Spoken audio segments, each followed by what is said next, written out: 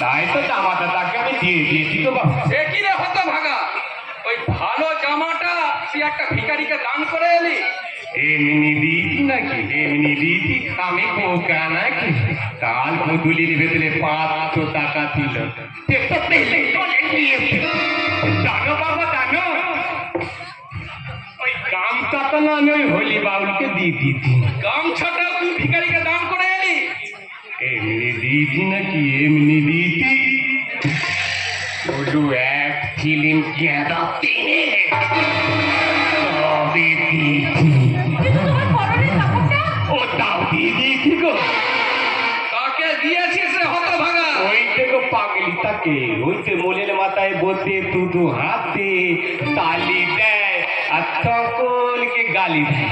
সে তো হাতে ল্যাংটায় ঘুরছিল, তাই তো আমি জামাটা খুব পলিয়ে দিয়েছি। রাস্তার একটা পাগলিকে তুই তোর কাপড়টা দিয়ে এলি? বলি বুদ্ধি শুয়েছি বলে কি তোর কিছু নেই?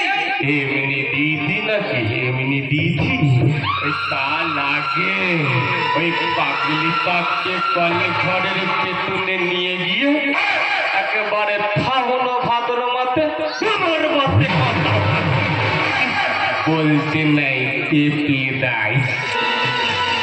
সবই যখন দিয়ে এলি তখন ওই প্যান্টুলুনটা খুলে একেবারে উলঙ্গ হয়ে আসতে পারতিস রে হতো ভাগা। লঙ্গ সেটা আবার কি গো বাবা? এই প্যান্টুলুনটা খোল, তাহলেই জানতে পারবি। খুলবো? ঠিক আছে ঠিক আছে। ওরে থাম হতো ভাগা, এরে ছেলে হয়ে আর বাপের সামনে ল্যাংটা হচ্ছে না। ও মা, তুমি ওকে ঠিকঠাক হতে বলো।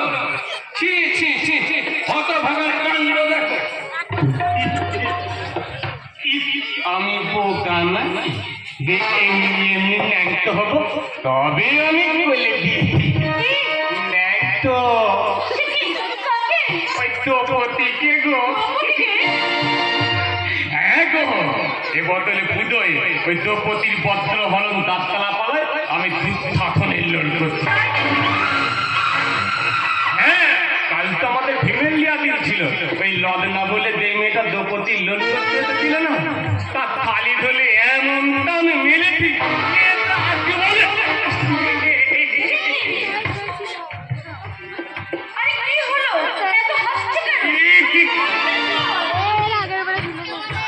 বলতে পারছি গো, তুমি ভীষণ ভীষণ লজ্জা করছে।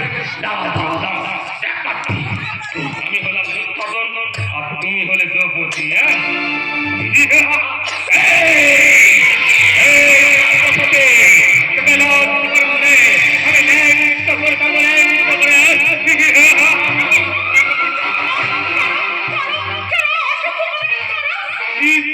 আমি বোকা নাকি? এখনো শাড়িটা খোলাই হলো না, বলতে থারো থারো।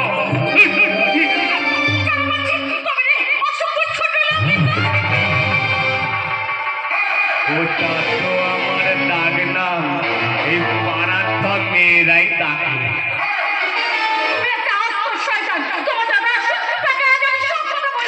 আমিও বাবাকে বলে দেবো।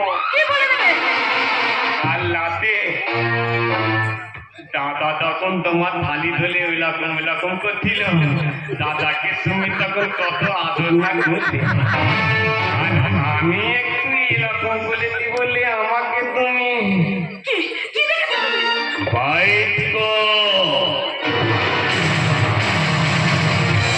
একেবারে ফাটাফাটি রাতে চলে কাজটা করতে সব আমাদের মোবাইল ফোনে তোলা।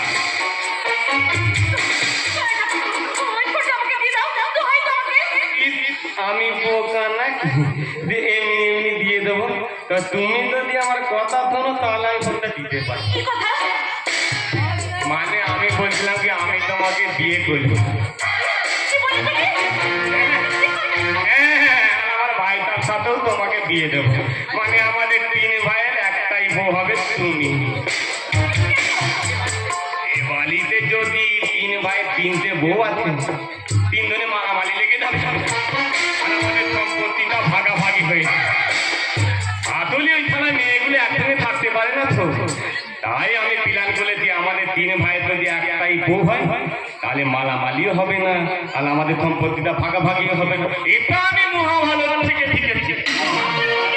হ্যাঁ, ওই পাঁচজনেরা পাঁচ ভাই মিলে দ্রৌপদীকে বিয়ে করেছিল বলি তো ওদের মধ্যে কোনো মালামালিও হয়নি আর ভাগাভাগিও হয়নি। আর বেতালি দ্রৌপদী যদি দুর্যোধনকে বিয়ে করে ফেলতো তাহলে বোধ হয় পাতা খেলা বনবাস আর ক্ষেত্রে মালামালিটাও বন্ধ হয়ে যেত।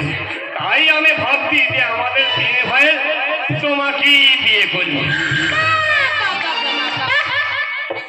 ঠিক বলেছো বোকা। আসলে নামে বোকা হলেও তুমি সারাটাই চলো। তার মানে সম্পত্তির ভাগ বাঁচাতে যদি তিন ভাইয়ের একটাই বউ হয় এবং সেই বউয়ের ভাগ যদি তিন ভাই মিলে শুরু করে দেয় তাহলে কিন্তু সেটা কুরুক্ষেত্রের যুদ্ধের যে কোনো অংশ কম হবে না। বুঝতে পেরেছো বোকারা? বুঝেছি বুঝেছি, কিন্তু একটা কথা তাহলে আমি কিছুতেই বুঝতে পারি যে তলায় পতি ভালো নাকি পাতি ভালো, তলায় নতুনটা ভালো নাই পুরনোটা ভালো। বুঝতে পারছি না কিছুতেই বুঝতে পারছি না। তালাই ভালোটা ভালো না থালা খারাপটা ভালো। ঘরের ভিতরে গিয়ে দরজা বন্ধ করি, দাদা আলে বৌদির বাইক ছবিটা দেখি গিয়ে